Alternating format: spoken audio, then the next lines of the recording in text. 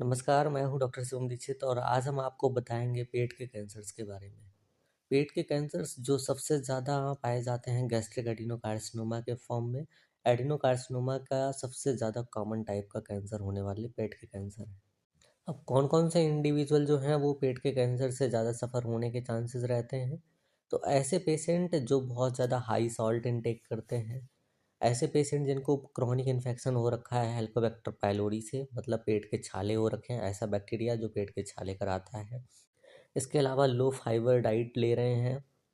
तीसरा चीज़ जो बहुत कॉमनली प्रेजेंट होता है वो है पेट के कैंसर्स में अल्सरेशन के अलावा ब्लीडिंग कंटिन्यूसली होते रहना।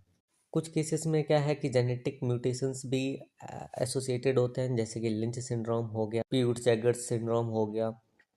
और इसके अलावा पहले से कोई बिलरॉथ प्रोसीजर किया गया। बिलरॉथ प्रोसीजर बेसिकली बिलरॉथ सर्जरी होती है जिसमें पेट को काट दिया जाता है और कुछ पेट का हिस्सा काट करके हम डायरेक्ट जजनम से अटैच कर देते हैं। तो ऐसे पेशेंट को भी पेट के कैंसर होने का खतरा रहता है।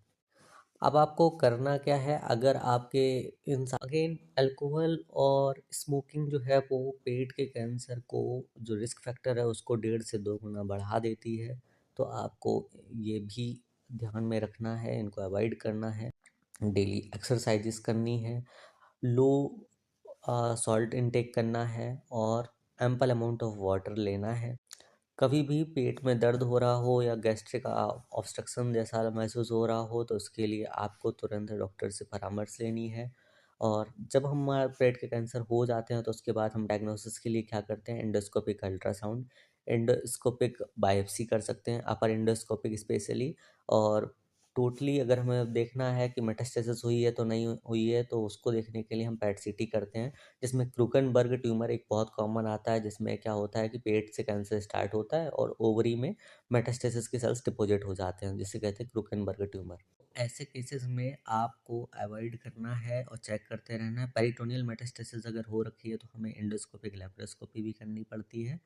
एंड ट्रीटमेंट के लिए स्टेजिंग के ऊपर डिपेंड करता है। सिम्टम्स बहुत कॉमनली हमें नोटिस करने चाहिए कि अगर जैसे डिस्पेप्सिया हो रहा है, पेट में कंटिन्यूसली दर्द हो रहा है, मेलेना हो रहा है, लेटरन खाली आ रही है और वॉमिटिंग कंटिन्यूसली आ रही है, पेट में जो दर्द है वो हमेशा होता ही रहता है, तो इन सब चीज़ों को आपको नोटिस करके तुरंत दिखाना चाहिए।